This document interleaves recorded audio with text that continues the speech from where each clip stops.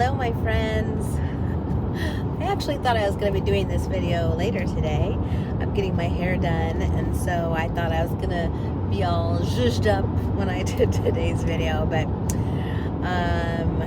I think that I want to record now. We'll see. So I'm on my way to my next in-home sit. One of my regular clients, Cabo, he lives in Sherwood, and so he is a beautiful red golden retriever and sweet boy. Anyway, so I get to go stay with him for the weekend. And anyway, I was just heading out. I'm on my way. It takes me about almost an hour to get there. But I watched another Messenger's video a little bit ago, and I found it interesting. And now that I was sitting here, I was kind of mulling it over, and on my way here, all of a sudden, as I was replaying, kind of thinking about it, replaying it in my head, all of a sudden my chest got like really tight and clenched up. And this is something I'm actively working through, is this, it's like the fight or flight response, where I tighten down, and what I think I just tapped into and realized is that it's a part of myself, like anger, the feeling of anger. I think I've been suppressing that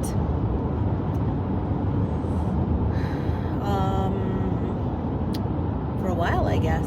I mean, don't get me wrong, I get snappy or bitey and things that I say, but I think that I have some suppressed anger stored in my chest, because I can feel it really strongly.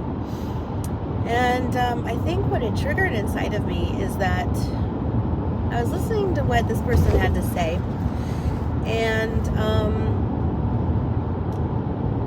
how I received it from just like an objective point of view is that they were projecting onto the people that are running this challenge. And what this person was interpreting or presenting, I was not picking up on at all. And so I felt they were projecting their own stuff, their own shadow stuff, that they're working on, and are projecting it onto the teachers. Anyway, and I think why that triggered me is that I have found that because I have not used my voice in situations of like where other people have opposing views of me, I haven't really expressed myself openly. I found since like COVID-ish times, the whole vaccinate, not vaccinate, mask, don't mask, those kinds of things, I felt like I had to really suppress myself during that whole time. And I felt like a lot of people that I was friends with, or at least acquaintances with, prior to that, had opposing views of mine, and I never, instead of like communicating that and being confident in my perspective and my choices, in 2 miles, use the right lane to take the I-5 North exit toward Portland. My navigation is telling me, bossing me around. Anyway, I did not feel, I guess, confident in standing up for myself and declaring this is my choice and my opinion, and leave it at that. And instead, I suppressed so much energy inside, and people telling me what to do.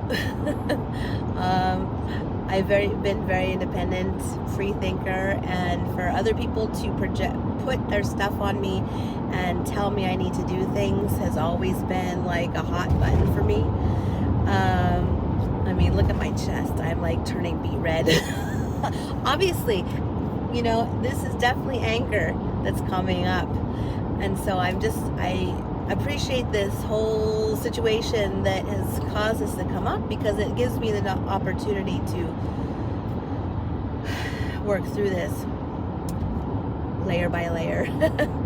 Anyway, so I just find it very fascinating, because I definitely I've held myself back so much In half a mile, use the right lane to take the I-5 North exit toward Portland. And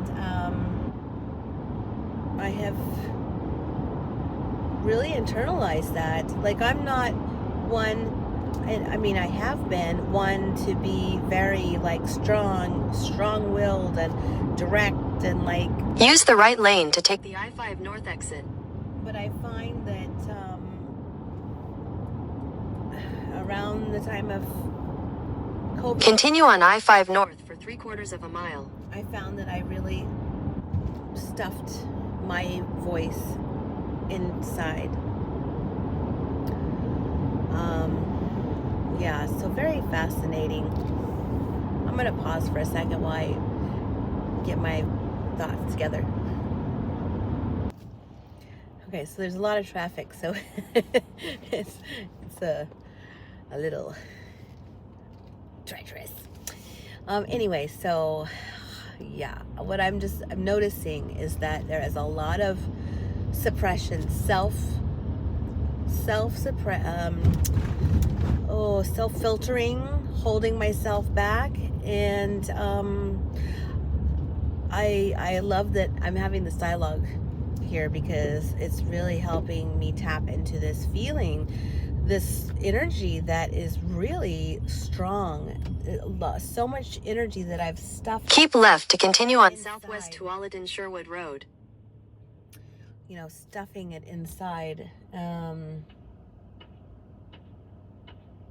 Because I've always been of the mind, my belief is that you do you, I do me. I don't tell you what to do.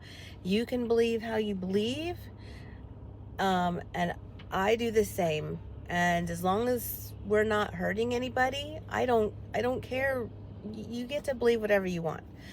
But when other people tell me I don't get to have my thoughts, beliefs, or I have free will of what I choose to do, then that really, you know, that really pushes my buttons.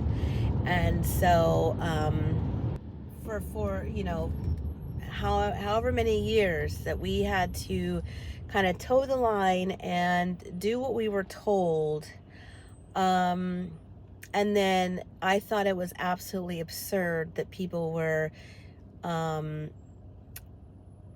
know, acting like you are the worst, most vile person on the planet if you did not follow the herd, or if you had any other thoughts or beliefs or opinions than what we were told to think and believe.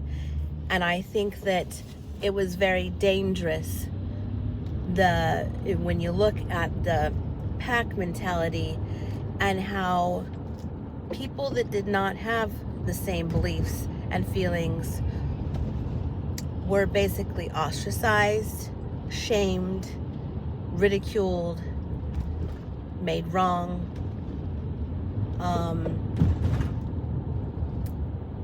And it just is very interesting how people that say that they are, say for example, spiritual. So I've been involved with like metaphysical and new agey kind of communities, you know, free thinking communities, and I was appalled when a lot of those people just decided that, again, it was like everything, all these spiritual ideas were thrown out the window because people were led by fear, and because they allowed themselves to be led by fear and they wanted to fit in and follow the pack, they turned against anyone outside with any other thoughts. Anyway, so I apparently have some processing to do around how much that I actually stuffed inside and held back, because I tell you, for at least 4 years, I felt like I definitely was hiding to a whole nother degree.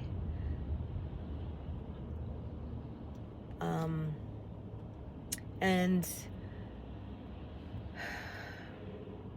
it's unfortunate that I allowed myself to be diminished by other people and to feel so threatened that I did not stand up for myself and hold strong to my beliefs. I'm glad that I did not follow the pack. Absolutely. I would not have changed that at all. I perhaps now, looking back, I would have been more declarative about my thoughts and my feelings and my position on everything, and I would have been more outspoken. But then, this feeling I have inside of me in my chest tells me that I still have fear. I have residual fear about being ostracized because I did not want to comply. So I did not get vaccinated, and I wore a mask only when absolutely necessary. And I look back and I think about all the people that got vaccinated, and clearly I believe it's your choice. So it is what it is. But for me, it was not something that I chose to do, and I would never. That whole situation has turned me more. I'm turned off even more by the medical industry and by the pharmaceutical companies. I trust them even less now. So I don't believe that those industries have everyone's best in mind. I think that it comes to dollars and cents, and if you happen to be helped by what they're pushing, then that's a nice a nice add-on. So yeah, so those are my thoughts today, and there it is. There we have it. Yeah.